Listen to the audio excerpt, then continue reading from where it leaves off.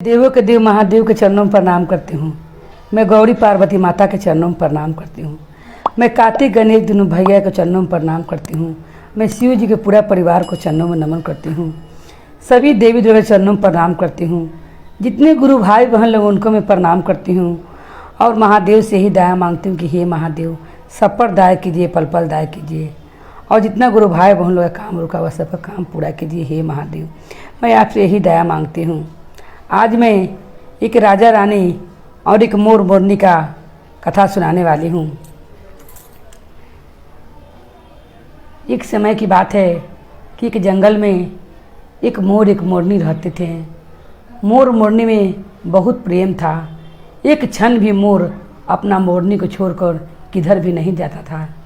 एक दिन मोरनी कहती है अपना पति से कि प्रिया पैसा कीजिए कि आप कोई दूसरा नगर में चलिए, यहाँ पर हम लोग बहुत दिन रह चुके हैं इस जंगल में, तो दूसरा जगह घूम के आया जाएगा, दूसरा जंगल में वन में घूम के आया जाएगा, वहाँ का हाल पता लेकर आया जाएगा और वहाँ का माहौल देख कर आया जाएगा। मैंने सुनी हूँ कि एक नगर में एक राजा हैं जो सारा पंछी के बात हो समझते हैं, जौन पंछी क्या बतियाता है वो सब भाषा को जानते हैं। मेरा इच्छा है, मोरनी कहती है अपना पति से कि मेरा इच्छा है कि हम लोग उन्हीं के नगर में चले अतर इनका पास से हम लोग घूम फिर कर आएँ। मोर समझाता है अपनी पत्नी को कि कितना खुशहाल ज़िंदगी हम लोग का यही वन में, फिर क्या ज़रूरी है दूसरा वन में जाने के लिए और राजा के नगर में जाने के लिए, हम लोग यहीं पर ठीक हैं।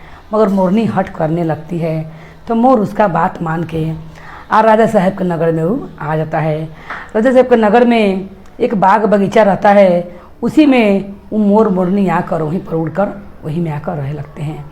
जब एक दिन राजा साहब अपना रानी से कहते हैं और दोनों मोर मोरनी उसी वन में रहते हैं, उनका पूरा बागान में जिनका बाग बगीचा रहता है, तो क्या सुनते हैं मोर मोरनी कि राजा साहब कह रहे अपना रानी साहब से कि मुझे बहुत कस का भूख लगा हुआ है, आप ऐसा कीजिए कि मेरे लिए 56 प्रकार का भोजन बनवाइए और मुझे परोसिए। रानी कहती हैं कि ठीक है, मैं अभी भोजन बनवा के आपके लिए मंगाती हूँ, आपको क्या क्या खाने का मन है। कहते हैं राजा कि जितना व्यंजन होता है सब बनवा के ले आइए, मुझे बहुत कस का भूख लगा हुआ है। रानी उसी समय अपना दासी लोग के आज्ञा देती है और राजा साहब के लिए खाना 36 प्रकार के बनवा देती हैं। राजा साहब के आगे थाल रखा जाता है और राजा साहब जैसे भोजन करने जाते रहते हैं, उसी समय एक चींटी आती है और आके राजा साहब के थाली में से वो सुंदर सा चावल एक तो खींच के और लेकर जाने लगती है। जब चींटी चावल लेकर जाती रहती है चींटी, तब उसका पति जो रहता है चींटी के कहता है उसे चावल का टुकड़ा ले लेता है अपना पत्नी से और कहता है कि जाओ और जाके तुम दूसरा चावल राजा के थाली में से निकाल ले आओ। ये सारा बात राजा देख रहा था और समझ रहा था, क्योंकि राजा साहब थे वो सारा पंछी चूटा चूटी तोता सबके बात समझते थे कोई क्या बतिया रहे हैं, वो सबके भाषा जानते थे, जो कौन भाषा में क्या बोल रहा है, उनको लोग एक कला था। राजा साहब वो चूटी की तरफ देखने लगते हैं और सोचते हैं कि देखो उसका पति कह रहा है कि जाकर राजा साहब के थाल में से तुम एक चावल और निकल के ले आओ। तब चूटी कहती है अपना पति से चूटा से कि नहीं, अबरी मैं जाऊंगी तो अगला बार तक गई तो राजा साहब नहीं देखें, अगर जो अगली बार मुझे अपना थाल में देख लेंगे चावल लाते हुए तो मुझे मार डालेंगे, इसीलिए मैं नहीं जाऊंगी लाने के लिए। तब कहती हैं उनका पति कहता है कि हम लोग का ये वरदान मिला हुआ है कि राजा साहब अगर ये बात किसी से कह देंगे कि हाँ चूटी ने मेरे थाल में से भोजन लिए हैं तो उसी समय वो पत्थर बन जाएंगे मेरे विषय में। तब चूटी कहती है कि मुझे ये बात मालूम हुआ है कि राजा साहब सब पंछी के सब चीटा चीटी के सब बात सुनते हैं और समझते हैं, आप जो भी मुझसे कह रहे हैं राजा साहब का ध्यान मेरे तरफ ही है, लगता है वो सारा बात समझ रहे हैं। चूटा उसी समय हंसने लगता है और कहता है कि अगर राजा कोशिश भी करेगा किसी को बताने के लिए तो उसी समय वो पत्थर के बन जाएगा। ये बात सुनकर राजा कसकस के हंसने लगते हैं, खूब कसकस के। तो रानी आती हैं और कहती हैं कि खाना में कोई कमी हो गया है, ये क्या हो गया कि आप इतना हंस रहे हैं, आप मुझे बताइए कि आप क्यों हंस रहे हैं। तब रानी कहती हैं राजा साहब से, मगर राजा साहब की बात का डर था कि चूटा ने कहा है कि अगर मैं ये बात बताऊंगा किसी को चूटा चूटी के तो मैं पत्थर के बन जाऊंगा। ये बात के राजा के मन में शंका रहता है। फिर ये भी सोच के हंसते रहता है राजा कि कहूँ चूटा चूटी के बात बतैला से मैं पत्थर के थोड़ी ही न हो जाऊंगा। मगर थोड़ा सा मन में हिचकिचाहट राजा का रहता है। पत्नी कितने पूछती है रानी कि आप बताइए कि आप क्यों हंस रहे हैं। तो राजा कहते हैं कि अगर मैं तुम्हें बताऊंगा तो बहुत तुम पछताओगी, इसीलिए मैं तुम्हें नहीं बता सकता हूँ। रानी कहती है कि अगर आप मुझसे इतना ही प्रेम करते हैं तो आप बताइए कि आप किस बात पर इतना हंस रहे थे। राजा फेरा में पड़ जाते हैं और कहते हैं रानी से कि दूसरा भी सुनेगा उसको ले भी हानि करेगा, तुम अभी भी सोच लो, मुझसे हाथ धो दोगी, तुम ये मत पूछो। मगर रानी नहीं मानती है। राजा बाल टालने के लिए कहते हैं कि चलो चल के और मेरे जहाँ बाग बगीचा है वहाँ घूम के आता है। और रानी के हाथ धर के बाग बगीचा में चले जाते हैं, जहाँ वो दोनों मोर मोरनी आकर उनका बाग बगीचा में रहते हैं। उसी समय रानी हट करती हैं। राजा कितनों भुलाने की कोशिश करते हैं कि इनको बात में भुला दें, इनको फूल पत्ती दिखाकर बाग बगीचा दिखा के इनका बात के मन को बदल दें। मगर रानी उसी बात पर अड़ जाती है और रानी कहती है कि नहीं, मुझे जानना है कि आप किस बात से इतना हंस रहे थे।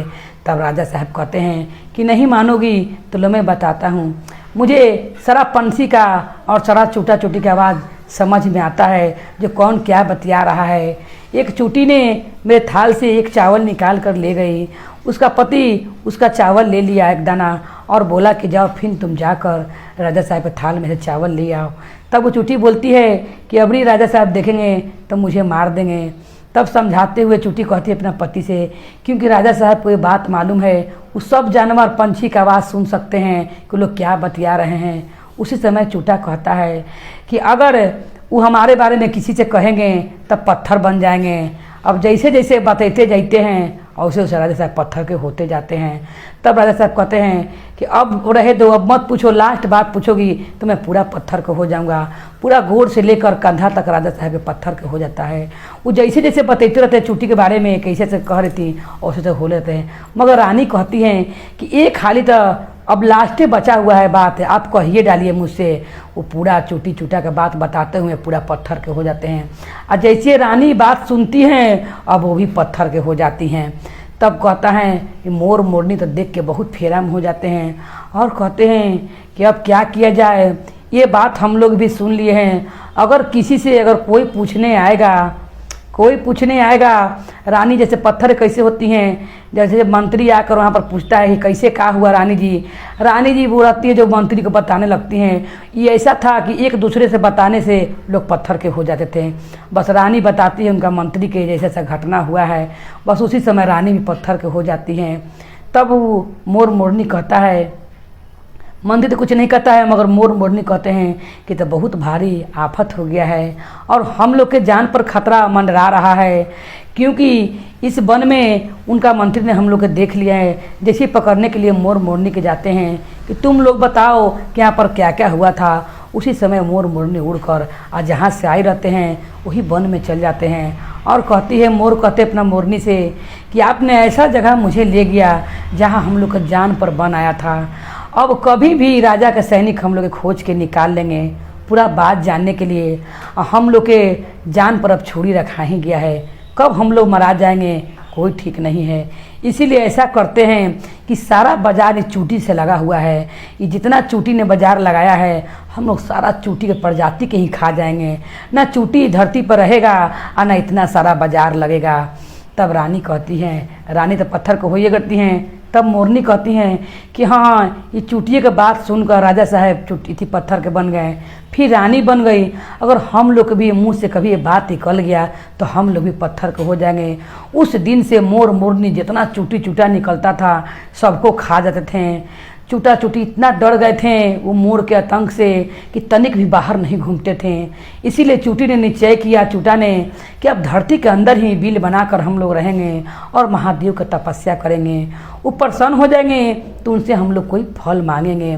वो चूटा चूटी मोर मोरनी के डर से कि वो सारा चूटा चूटी को मोर मोरनी ने खाना शुरू कर दिया था। बहुत सारा चूटी चूटी खा के दम वो पूरा जहाँ भी देखते थे चूटी चूटी खा जाते थे। तब वो तपस्या करने के लिए धरती के अंदर चल जाते हैं चूटा चूटी। तब उसी समय महादेव प्रसन्न हो जाते हैं। बहुत दिन लोग तपस्या करते हैं, महादेव प्रसन्न हो जाते हैं। तब कहते हैं चूटा चूटी से कि मांगो तुम क्या मांगते हो, तुम इस धरती के अंदर आकर अन्न जल त्याग कर तुमने मेरा तपस्या किया है। तब चूटा और चूटी कहती हैं कि महादेव हम लोग बहुत मोर मोरनी से परेशान हैं और सारा घटना बताती हैं और कहती हैं कि मैंने जो जानती थी मैं वही कही। अब राजा साहब ने इस बात को मजाक से लिया और अपना रानी से कह दिया, इसमें मेरा कौन गलती है? मैंने तो शुरू ही में कह दी थी कि जौन ये बात किसी को बताएगा वो पत्थर का बन जाएगा, मगर राजा ने अपनी रानी से बता दिया तो रानी पत्थर के बन गई और रानी ने अपना मंत्री से बता दिया तो वो पत्थर के बन गई। ये बात ये मोर मोरनी सुन लिए हैं। अब वे पूरा चूटी को मार कर खा रहे हैं कि ना चूटी चूटा रहेगा ना ये बात का डर रहेगा। तब महादेव कहते हैं कि तुम वरदान मांगो, क्या मांगना चाहते हो? तब वही चूटी चूटा कहते हैं कि ना भूख लगेगा और ना मैं धरती के अंदर से बाहर जाऊंगी बिल में से। आप ऐसा कर दीजिए कि मेरा पेट में गेठा लगा दीजिए। देखते गुरु भाई बहन लोग कि चूटा के पेट में सही में गेठा लगता है, बीच में गेठा खानी बनता है। क्या आप ऐसा कर दीजिए कि ना भूख लगेगा और ना हम लोग बाहर जाएंगे महादेव से। तब महादेव कहते हैं कि तुम्हारी यही इच्छा है तो मैं ऐसा ही कर देता हूँ। महादेव की कृपा से चूटा का जराता है उनके पत्नी को, उनके पेट में गेठा लग जाता है, बीच में दो भाग में रहते हैं चूटा, उनके पीठ में गेठा लगता है। तब उनका पति कहते हैं कि कब तक हम लोग ये बिल के अंदर रहेंगे, आप एक उधार आओ कीजिए। वो मोर मोरनी को बुलाकर उनको समझाइए कि चूटा को मारना बंद करें और हम लोग पर थोड़ा मेहरबानी करें। महादेव आप कृपा कीजिए। उसी समय महादेव मोर मोरनी को महादेव ऊपर आते हैं और आकर जौन वन में मोर मोरनी रहते हैं उनको दर्शन देते हैं। मोर मोरनी महादेव को दर्शन पाकर प्रसन्न हो जाते हैं और कहते हैं मोरनी कि मेरा धन भाग है जे आपने मुझे दर्शन दिया महादेव।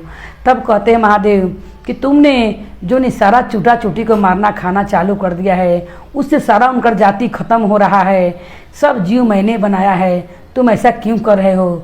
उसी समय मोर मोरनी कहता है कि अगर मैं ऐसा नहीं करूँगा महादेव तब मेरा भी जान पर छुरी लटका ही रहेगा, क्योंकि यही बतैला से राजा पत्थर के हो गए और रानी जब मंत्री के बदले तो पत्थर के हो गई। और मैं भी ये चूटी चूटा का बात कभी भी मेरा मुंह से निकल जाएगा तो ऐसा ही मैं भी पत्थर पत्थर के बन जाऊंगी, दोनों पति पत्नी। इसीलिए मैंने सोचा है कि सारा चूटा चूटी के खा के मार कर खा डालूंगा, जिससे इसका आतंक ही खत्म हो जाएगा।